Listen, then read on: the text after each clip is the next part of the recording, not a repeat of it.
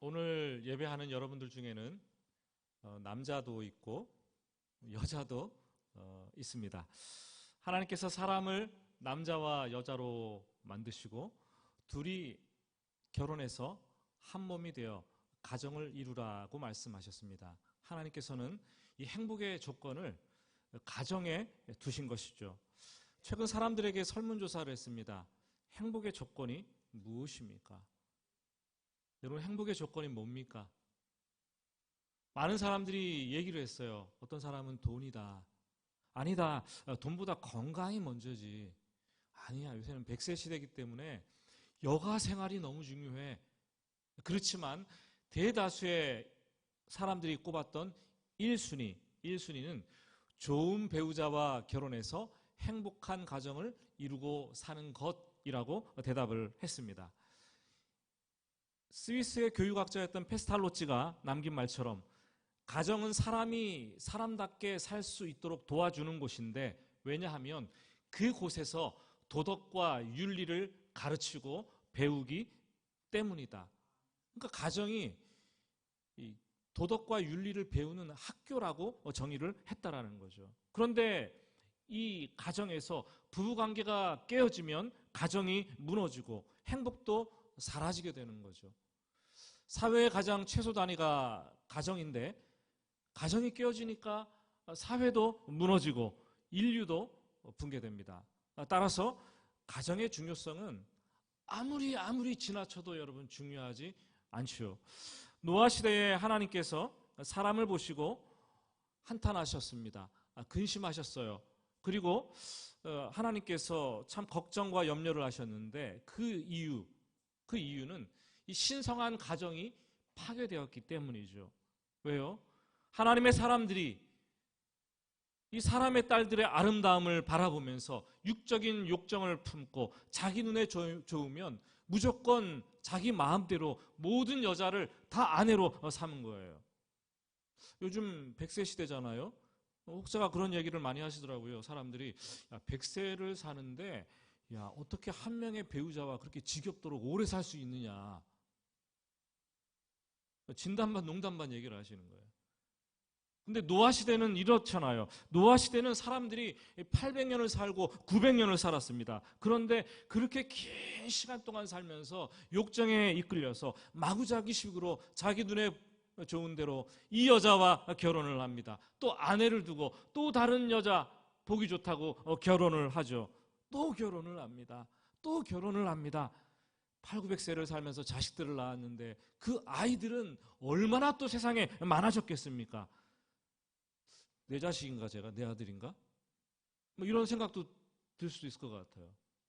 그러다 보니까 가정이 완전히 깨어지는 거죠. 하나님도 알지 못하고 가정도 깨어지고 가정에서 제대로 도덕과 윤리가 무엇인지 배우지도 못하니까 그냥 세상에서 성공하는 게 좋은 거라고 용사들 만들어내고 명사들 만들어내고, 그런데 그 사람들 마음에 전부 하나님이 없는 거예요. 그러니까 부도덕과 불경건과 죄와 타락과 음란으로 가득 차서 죄가 세상에 관영하게 되었다라는 거죠. 아담으로부터 10대, 그리고 인간이 창조된 지 불과 1600년, 모르겠어요. 인간의 연수가 정확한지는.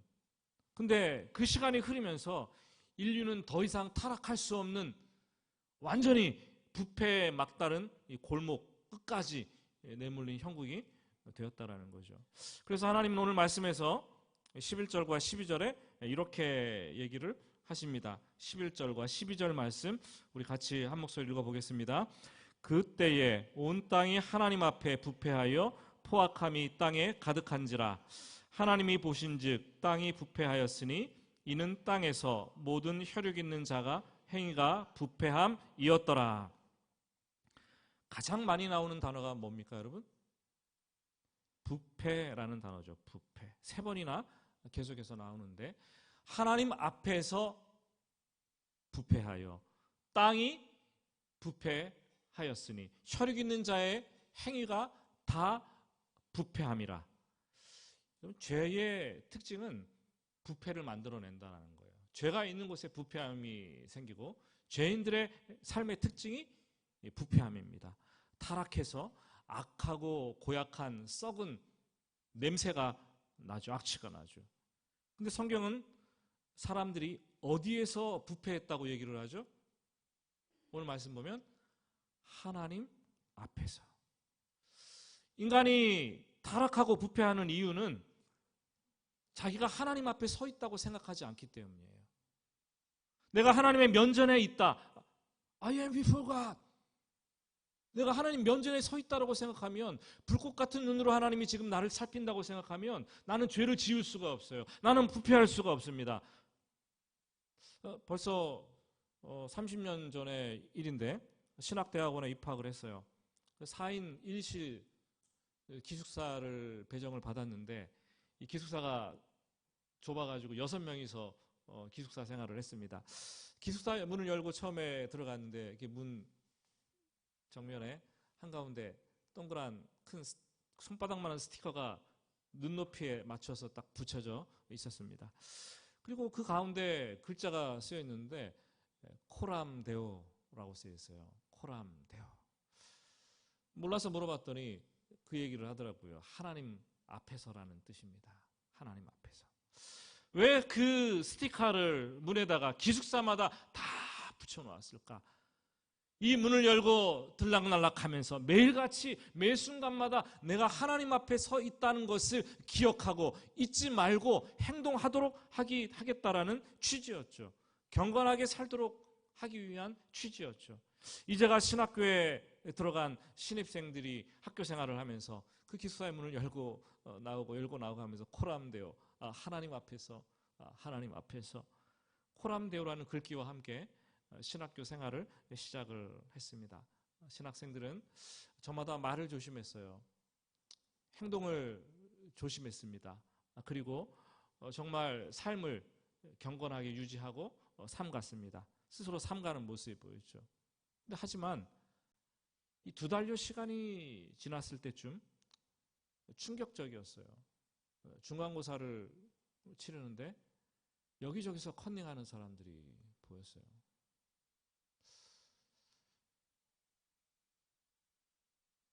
우리도 훈련 받을 때 우리 성도님들도 컨닝하는 분들이 있는데 제자 훈련 받고 사회력권 받을 때 솔직하지 못한 거잖아요. 하나님 앞에서. 하나님 모신다고 생각하면 할 수 있겠어요? 더 시간이 지나니까 기숙사에서 물건들이 하나둘씩 사라지기 시작하는 거예요. 한밤중인데 형제끼리 큰 소리로 다투고 싸웁니다. 수업 시간이 됐는데 대리 출석을 하는 거예요.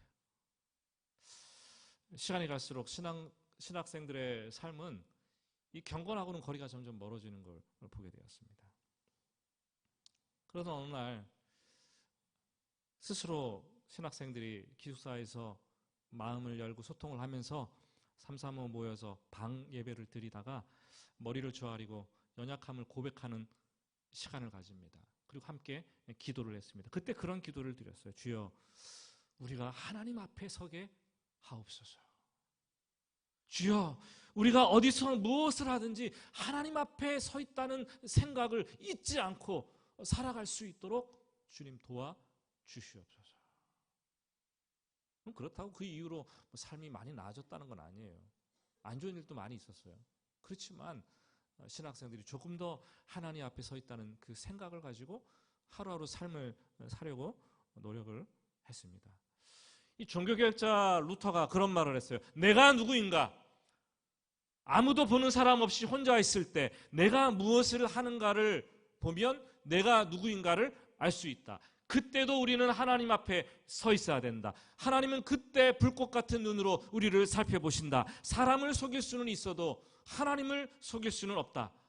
요즘 기독교 영성에 대해서 이러쿵저러쿵 말이 얼마나 많습니까? 이게 영성이다, 이게 영성이다 말을 합니다. 근데 기독교 영성은 그냥 하나님 앞에 서는 거예요. 하나님 앞에 서는 거예요. 하나님의 말씀 앞에 서시는 거죠. 말씀하시는 하나님 앞에 서서 그 말씀을 듣고 순종하는 것. 아무도 보는 이 없을 때 하나님 앞에 벌거벗은 듯이 서 있다는 생각을 가지고 적나라하게 솔직하게 서 있는 것, 행동하는 것. 인간이 이 생각이 사라지면 부패하게 될 수밖에 없습니다. 아니, 반드시 부패합니다. 신전 의식이 그 사람의 영성이고 그 사람의 신앙의 수준을 결정하는 거예요. 교회 백날 나오고 성경 메독하고 여러분 뭐 봉사를 열심히 해도 그것이 신앙의 수준을 결정하는 게 아니에요. 그 사람의 영성이 아니에요. 하나님 앞에서 어떤 모습으로 서 있는가, 그것이 그 사람의 영성과 신앙을 결정합니다. 근데 성경을 읽다 보니까 이 사람이 부패한 것은 괜찮은데, 이해가 되는데, 인간 때문에 땅도 부패했다라고 얘기를 하죠. 하나님이 보신즉 땅이 부패하였으니 12절. 창세기를 보니까 땅이 굉장히 억울해요. 인간이 부패하니까 항상 땅도 저주를 받는 거죠. 아담과 하와가 선악과를 따먹었습니다.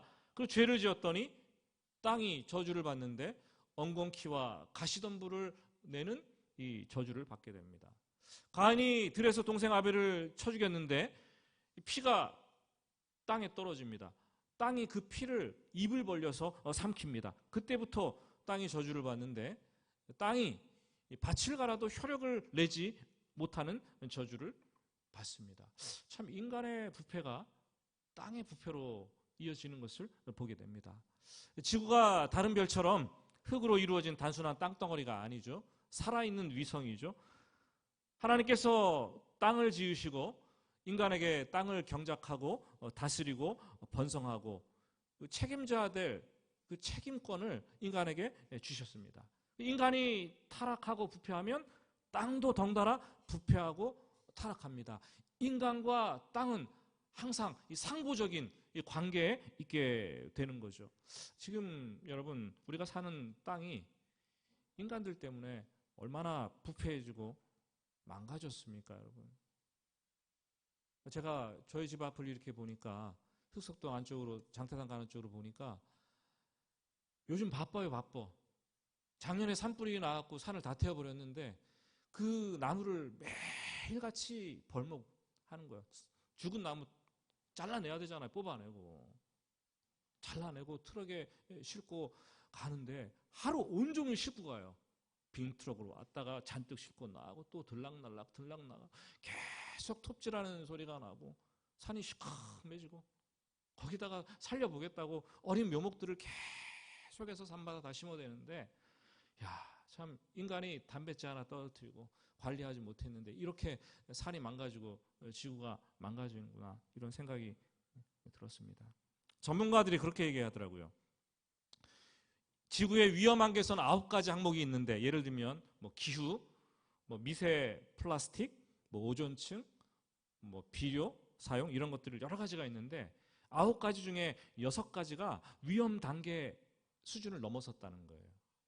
이 3가지 남았는데 그 3가지가 더 넘어서면 정말 지구는, 땅은 망할 것이다 얘기를 하는 걸 봤습니다. 노아 시대에 인간이 죄로 부패하니까 땅도 부패하게 되었다고 하나님은 말씀하십니다. 그럼 그렇다면 대책이 있어야 될 거 아닙니까? 처방전이 있어야 될 거 아니겠습니까? 하나님께서 말씀하십니다. 13절. 홍수로 혈육 있는 사람들을 땅과 함께 다 멸할 것이다. 심판이 다시 새롭게 하는, 시작할 수 있는 유일한 방법이라고 말씀을 하십니다.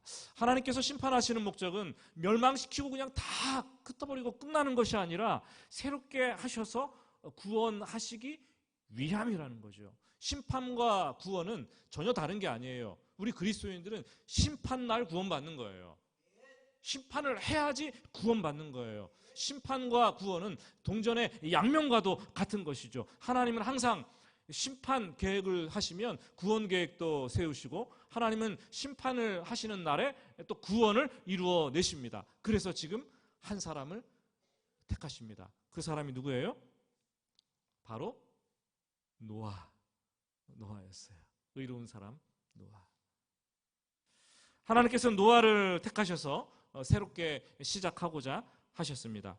9절과 10절 말씀, 노아에 대한 소개인데 같이 읽어보겠습니다. 이것이 노아의 족보니라. 노아는 의인이요 당대의 완전한 자라. 그는 하나님과 동행하였으며 세 아들을 낳았으니 셈과 함과 야벳이라. 노아가 지금 의인이고 완전한 자라고 얘기를 하고 있습니다.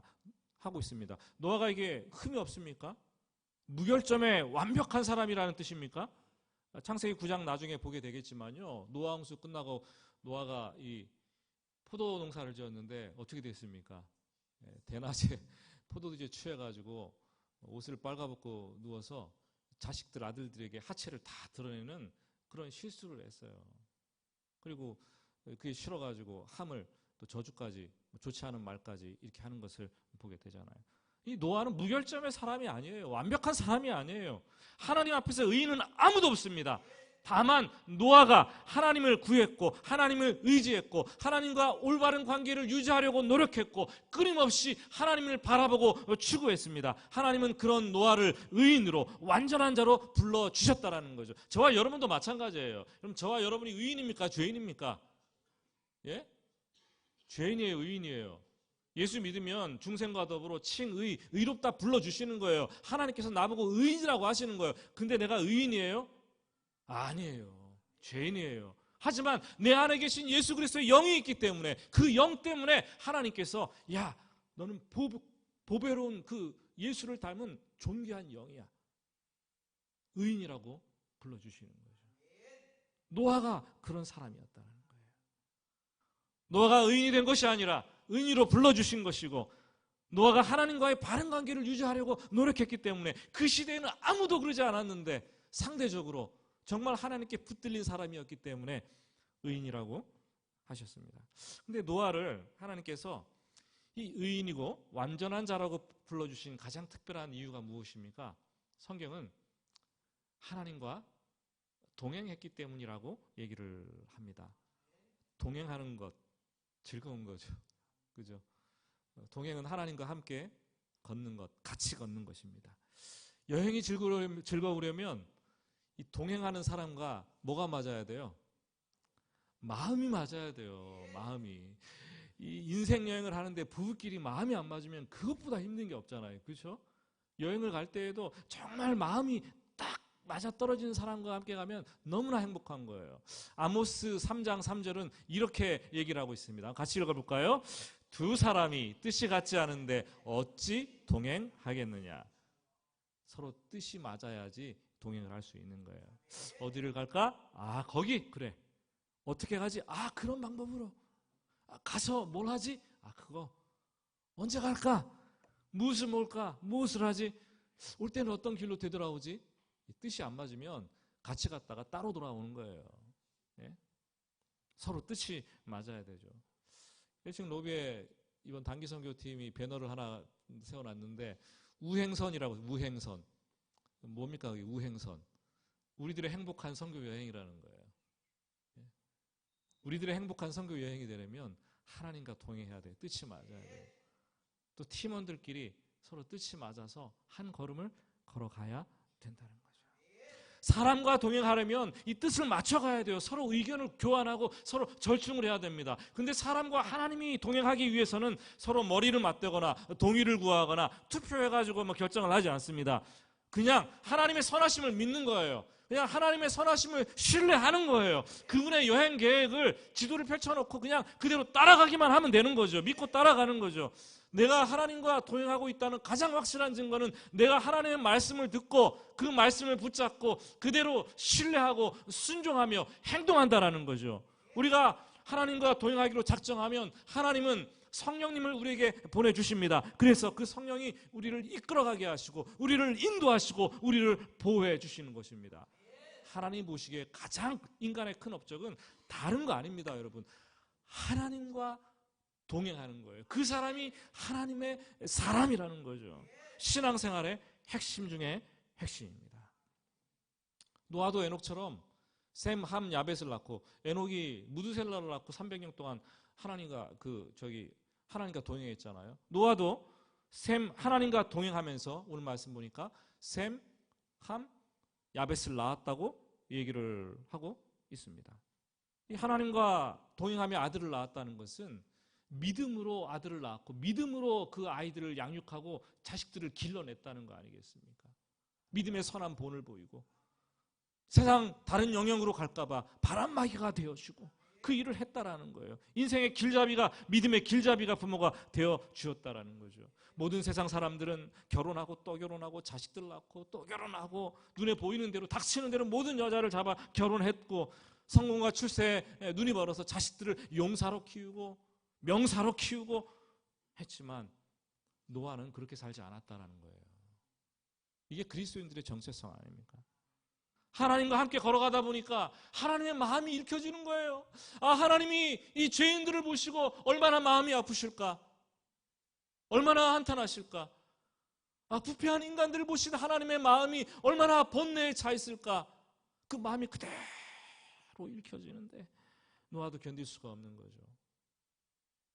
하나님은 이런 노아를 보시고 노아와 노아의 7 식구 심판 중에 구원을 하시고 새로운 인류로 삼기로 작정을 하신 것입니다. 그래서 방주를 만들라고 하시죠. 방주를 만들어 하십니다. 14절부터 16절 말씀을 보면 이렇게 대략 적어 있습니다. 방주 만드는 과정이에요. 너는 고페르 나무가 뭐예요? 몰라요. 이거 잘 뭔지. 어떤 성경은 잣나무로 번역하기도 하고 어떤 사람은 삼나무로 번역하기도 하는데 아마 방수가 세상에서 제일 잘 되는 나무일 거라는 생각합니다. 고페르 나무로 너를 위하여 방주를 만들고 그 안에 칸들을 막고 역청을 그 안에 안팎에 칠하라. 하나님께서 대홍수 심판이 있기 전에 방주를 만들라고 하셨는데 어떤 나무 소재까지 알려주셨네요. 어떻게 만들 것인지 설계도까지 주셨습니다. 이 방주를 영어로 아크라고 얘기를 하는데 히브리어로는 테바흐 이렇게 얘기를 합니다. 이 테바흐라는 단어가 출애굽기도 한 번 더 쓰였는데 출애굽기 2장 3절 보니까 아기 모세가 담겨 나일 강물에 이렇게 흘러 떠내려간 그 뭡니까? 갈대 상자를 히브리어 성경은 테바흐라고 얘기를 하고 있습니다. 노아의 방주는 엄청나게 크고 모세의 갈대 상자는 엄청나게 작을 뿐이지 다 구원의 방주 역할을 했습니다. 방주는 구원의 수단이었습니다. 오늘날 교회 시대에 교회를 마지막 시대 구원의 방주라고 하는 이유도 바로 여기에 있습니다. 근데 방주나 갈대 상자나 이 크고 작을 뿐이지 공통점이 굉장히 많이 있습니다. 물에 이렇게 물에 띄우는데 스스로 움직일 동력 장치가 없다는 거예요. 동력이 없다는 거예요. 그렇죠? 그러다 보니까 방향을 조정할 키가 없어요. 이 키가 없어요. 그리고 바람을 이용할 돛도 달지 않습니다. 물을 저을 이 노도 없어요. 인간 스스로 방향과 속도 어느 것 하나 조절할 수 있는 게 아무것도 없습니다. 그저 하나님께 맡깁니다. 방주에 올라타서 방주를 하나님의 손에 맡기고 어린 아기 모세를 실은 갈대 상자를 하나님의 손에 그저 맡깁니다. 모세 부모가 갈대 상자를 만들어서 나일강에 이렇게 띄웁니다. 하필 근데 이게 또 흘러가다가 평소에는 이집트 공주가 어디에서 목욕을 했겠습니까, 여러분? 궁중에서 목욕을 했겠죠. 근데 그날따라 나일강에 한번 가볼까? 나일강에 가서 목욕을 하는데 그 공주가 목욕하는 그곳으로 이게 흘러 들어가는 거예요. 공주가 딱 발견하잖아요. 이게 우연입니까? 필연입니까? 예? 우연을 가장한 하나님의 섭리, 필연이 아니겠습니까? 사랑하는 여러분, 우리가 구원의 방주에 올라탄 이상 우리는 하나님께서 인도하시는 이 구원의 손길 믿으셔야 합니다. 내 힘으로 살려고 발버둥 치지 마세요. 너무 그것처럼 힘든 게 없어요. 내가 의지하는 인간적인 방법 이거 내려놓아야지 하나님께서 인도하시고 일을 하십니다. 나의 힘은 그냥 빼는 거예요. 그리고 하나님께서 나의 에너지가 되고 나의 동력으로 삼아서 나를 인도하시는 곳으로 내가 흘러가야 되는 거예요. 가만히 내 인생 가운데 일하시는 이 하나님의 이 섭리, 그 하나님의 섭리가 너의 인생의 방향과 속도를 조절하시리라. 그 하나님의 섭리를 믿으시기 바랍니다. 내가 힘을 빼야 돼요. 내가 방향 정해놓고 내가 일로 가겠다. 못 가면 막 서운해서 울고 왜 이러냐 인생이. 하나님께 울고불고 나 그런 인생이 아니라 하나님께 맡기는 인생. 맡기는 인생. 하나님께서 조절하시고 통제하실 거예요. 이 방주 안팎을 역청으로 칠하라고 합니다. 방수를 위해서겠죠. 만들라고 하셨는데 길이가 300규빗, 너비는 50규빗, 높이는 30규빗. 이 규빗이라는 게 여러분 여기부터 팔꿈치부터 가장 손가락 끝, 중지 손가락 끝까지를 한 규빗이라고 합니다. 되게 보통 성인 남자들의 한 규빗이 45cm 내지 46cm 된다고. 집에 가서 한번 재보세요. 짧으신 분도 있을 거예요. 근데 보통 그 정도 되는데, 그러니까 이 규빗으로 따지면 그 미터로 환산해서 따지면 길이가 135m, 그리고 넓이가 22m, 높이가 13m. 축구장으로 하면 축구장이 보통 110m 정도 된다고 해요. 100에서 110m 규정 사이즈가. 근데 그것보다 훨씬 크죠. 농구장 20개를 2개를 붙여갖고 세운 것보다 크다고 얘기를 합니다. 이 사이즈의 배를 만들면 상층하 3층으로 만들면 이 보통 총 적재량이 43,000톤 정도가 된다는 거죠. 전문가들이 얘기를 해요. 현존하는 이 동물들, 짐승들을 다 포유류, 조류, 파충류 다 계산해 보니까 한 17,600여 종 정도 되는데, 암수 한 산씩 실으면 이게 몇 마리입니까? 35,200마리 된다는 거죠. 그걸 다 실으면 여러분, 다 실어도 방주가 3분의 1밖에 차지 않는다라는 거예요. 어마어마한 방주 사이즈라는 거죠. 창은 위로 내고 지붕에 하나 조그맣게 뚫고 문은 옆으로 내고, 또 문은 하나님께서 마지막에 홍수 시작하면서 문 하나님께서 닫으세요. 작년에 어느 네덜란드 목수가 누군지 모르겠는데 기억이 안 나는데요. 그런 얘기를 했어요. 실물 크기의 방주를 만들었는데 조금 못 미치게 사이즈가 뭐 125m인가 만들었다고 뭐 얘기를 하더라고요. 근데 그걸 한반도에 기증을 한다네요. 한반도의 평화를 위해서 기증을 하겠다. 그 목수가 그런 얘기를 했어요. 근데 아직까지 왔나요? 제가 왔다는 소식은 못 들었는데 인터뷰까지 했는데 굉장히 흥미롭게 봤어요. 근데 못 오는 이유가 제작하는데 57억이 들었는데 운반하려면 70억이 되는데 그걸 부담할 사람이 없어갖고 못 온다. 뭐 이런 얘기도 뭐 들리더라고요. 여러분 어쨌거나 하나님의 말씀하신 대로 방주를 다 지었습니다. 18절 19절 하나님은 노아에게 방주를 통해서 구원하시겠다라고 언약을 세우시고, 야 너 들어와, 그리고 너의 아내도 데리고 들어와, 너의 아들 셋, 너의 며느리 셋, 노아의 8식구가 방주로 다 들어가라 말씀하십니다. 그리고 또 모든 세상의 생물들을 암수 한 쌍씩 방주로 이끌어들여서 보존하라 말씀을 하시죠. 그런데 궁금해요. 성경 읽으니까. 뭐가 궁금합니까? 노아가 이 세상에 그 많은 짐승들을 어떻게 다 한 쌍씩 잡아가지고 방주 안으로 넣을 수 있겠는가? 17,600쌍이나 종류가 된다 그랬는데, 예? 어떻게 지을 수 있겠습니까? 방주를 짓는 시간만 해도 뭐 성경학자들은 120년이니 뭐 수십 년이 얘기를 하고 있는 한평생인데, 언제 방주 짓고 언제 이 들로 나가서 짐승들 따라다니면서 여기저기 뛰어다니면서 포획하려고 잡아가지고 이렇게 방주로 데리고 오겠습니까? 어떻게 했을까요, 여러분? 예? 짐승들을 잡을 필요가 없는 거예요. 왜요? 하나님께서 보내주시겠다고 하셨어요. 말씀 20절을 보니까 새가 그 종류대로, 가축이 그 종류대로, 땅의 모든 것이 그 종류대로 각기 둘씩 내게로 나아오리니, 때가 되면 하나님께서 짐승들을 노아에게 보내주시겠다 말씀을 하셨어요. 마치 옛적에 하나님께서 짐승들을 창조하시고 아담에게 불러 이끌어 오면서 이름을 지어주라고 한 것처럼 때가 되면 짐승들을 방주로 내가 드리겠다 얘기하십니다. 그럼 또 궁금해요. 아니, 노아의 방주에 그 등치가 큰 코끼리 있잖아요. 길이 얼마나 큰데, 높은데 그거 어떻게 들어갈 수 있을까? 아니, 그건 그렇고 공룡은 어떻게 들어갈 수, 이해가 됩니까, 여러분? 잘 이해가 안 돼요. 하나님 아마 지혜로우신 분이셔서 공룡 새끼를 보내주시지 않으셨을까? 모르겠어요. 어쨌거나 하나님께서 다 보내주신다는 거예요.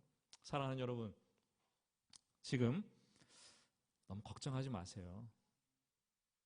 우리가 할 수 있는 것은 하나님 말씀대로 그대로 순종하면서 열심히 하고 하나님 말씀 따라 열심히 하지만, 내가 할 수 있는 일들은 염려하지 마세요. 걱정하지 마세요. 그냥 내려놓으세요. 두려워하지 마세요. 하나님께서 맡기세요. 때가 되면 하나님께서 어떻게 하세요? 보내주시고 이루어주시고 열어주시고 닫게 해주실 것입니다. 하나님께서 때가 되면 다 하시라는 거예요. 그게 믿음인 거예요. 그게 믿음. 내가 하겠다는 것은 믿음이 아니에요. 내 의지죠. 믿음 따라 사시기를 예수님의 이름으로 축복합니다. 그렇다면 노아가 할 일은 무엇입니까? 첫째, 방주를 말씀하신 대로 짓는 것이고, 둘째, 21절 말씀 우리 같이 21절을 읽어보도록 하겠습니다. 너는 먹을 모든 양식을 내게로 가져다가 저축하라. 이것이 너와 그들의 먹을 것이 되리라. 구원의 방주 안에서 먹을 것을 저축해 놓는 거예요. 때가 되면 하나님께서 말씀하시고 방주를 들어오게 하시면 그것들을 사람들도 먹고 가족들도 먹고 모든 짐승들에게 나누어 주어서 먹이라고 얘기를 하셨습니다. 오늘 교사주일입니다. 교사주일인데 전 바로 이것이 교사의 주일학교 교사의 역할이라고 생각합니다. 우리 모두는, 우리 교회는 구원의 방주의 승선에 있습니다. 방주 안에서 우리는 때를 따라 필요한 양식을 얻어 먹어야 되죠. 그 양식을 저축을 했다가 필요할 때 나누어주고 먹여야 될 우리의 자녀들이 있고 청소년들이 있습니다. 누군가는 그들을 먹이기 위해서 부지런히 어떻게 해야 돼요? 저축을 해야 되는 거예요. 교사들은 말씀 부지런히 먹고 저축하셔야 돼요. 그래야지 뭔가 나갈 게 있는 거예요. 목자들도 마찬가지예요. 내 안에 말씀이 저축되어 있지 않으면 나갈 줄 말씀이 없어요. 먹일 말씀이 없는 거예요. 부지런히 교사들이 하나님 말씀을 먹으면서 준비하고 그걸 저축해 두고 때가 되면은 게으르지 말고 열심을 품고 이 아이들에게, 영혼들에게 그 먹을 것을 나누어 주고 먹이는 거죠. 여러분, 이 일은 쉽지 않아요. 왜냐하면 방주 안에 있는 이 짐승들이 너무나 많고 또 각기 식성도 다르고 또 먹는 방식도 방법도 다 다를 것입니다. 그런데 가장 방주에서 중요한 일이기 때문에 그 일을 하라고 합니다. 거기에 구원이 달려있다고 말씀하시죠. 말씀을 맺으면서 22절을 한번 읽고 오늘 말씀 마치겠습니다. 22절입니다. 노아가 그와 같이 하여 하나님이 자기에게 명하신 대로 다 준행하였더라. 오늘 말씀의 핵심 결론입니다. 말씀하신 대로 다 준행하였더라. 방주를 짓는데 다 했다라는 거죠. 방주를 짓느라 얼마나 많은 세월, 시간을 보내야 했을까요? 거대한 방주를 짓기 위해서 얼마나 많은 나무들을 자르고 베고 그 운반을 해야 했을까요? 노아와 노아의 가족들이 이걸 다 했다고 생각하십니까? 저는 절대 그렇게 생각하지 않아요. 노아가 사람들을 고용했을 것이고 돕는 사람들도 많이 있었을 것이라는 생각이 듭니다. 그런데 분명한 것은 일할 때 우리가 가장 괴로운 것은 내가 사람을 주고 고용을 했어요. 돈을 주고 고용을 했어요. 그리고 도와달라고 도움을 받고 사람들이 왔어요. 근데 같이 일을 하면서 그 일하는 사람이 나를 비웃는 거예요. 내가 하는 일을 못마땅해 여기고 조롱하는 거예요. 일을 안 하는 것도 아닌데. 그럼 그것처럼 힘든 게 없어요. 교회 일도 마찬가지죠. 안 하는 것도 아닌데 하는데 조롱하는 것 같고 비웃는 것 같고 좀 굉장히 마음이 노아는 이거 다 참아내는 거예요. 그냥 참아내는 거죠. 사람들이 그냥 돕고 이랬겠습니까? 돈은 또 얼마나 많이 들었겠습니까? 노아의 전 재산을 다 털어서 사람들에게 주지 않았을까 그런 생각이 듭니다. 하지만 노아는 이 하나님의 말씀에 절대적으로 순종을 한 거죠. 방주 짓는 것을 평생의 업으로 삼았어요. 가장 중요한 목표로 삼았다라는 거죠. 그 히브리서 기자는 우리에게 이렇게 말씀을 들려주고 있습니다. 히브리서 11장 7절 말씀입니다. 우리 같이 읽어보겠습니다.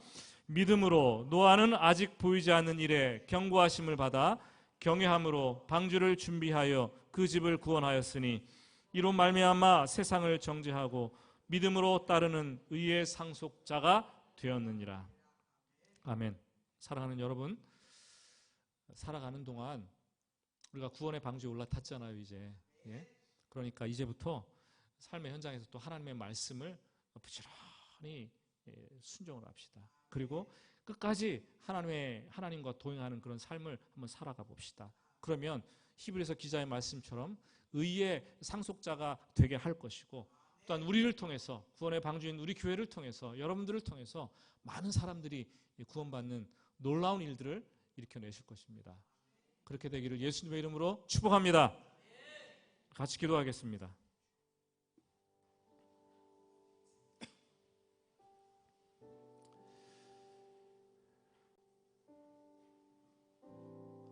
인생이 시작한 날이 있으면 끝나는 날도 다가옵니다. 저와 여러분의 인생이 끝나는 날, 노아처럼 하나님과 동행하며 살았습니다. 하나님의 말씀을 다 준행하며 살았습니다. 이렇게 고백하고 인생을 정리할 수 있기를 바랍니다. 오늘 교사주일인데 생명의 양식을 저축하고 때를 따라 어린 영혼들을 신실하게 먹이라고 말씀을 하고 있습니다. 다음 세대의 생명을 보존하는 일에 힘쓸 때 지혜와 용기를 주시도록 기도합시다. 방주나 갈대상자는 키도 없고 노도 없고 어떤 동력도 없지만 하나님께서 속도와 방향을 조절해 가시면서 목적지에 안전하게 도달하시게 하십니다. 여러분, 걱정, 의심, 두려움 내려놓으세요. 믿음으로 하나님께 맡기는 거예요. 그러면 하나님께서 이끄시고 인도하시고 하나님께서 섭리하시는 인생이 되실 것입니다. 오늘 들은 말씀 가지고 하나님께 주님 부르면서 우리 고요한 음성으로 또 묵상으로 하나님께 잠시 기도하겠습니다. 같이 기도하겠습니다. 주님,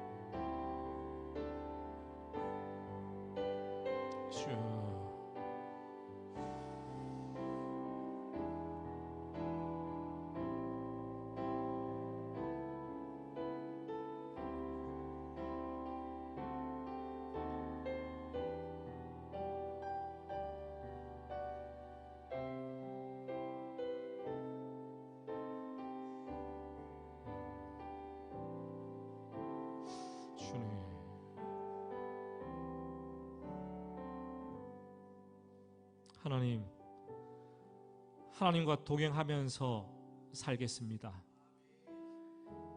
인생을 살면서 이제까지 발버둥치면서 목적과 방향과 속도를 정하느라 얼마나 힘들었습니까? 이제 하나님 말씀을 준행하면서 하나님께서 인도하시는 방향을 따라 하나님께서 조절하시는 속도에 의거해서 하나님께서 보여주신 목적지에 도착하기를 원합니다. 걱정 버리고 근심 버리고 두려움 버리고 오직 믿음으로 내어 맡깁니다. 주여 인도하여 주시옵소서. 예수님의 이름으로 기도드립니다. 아멘.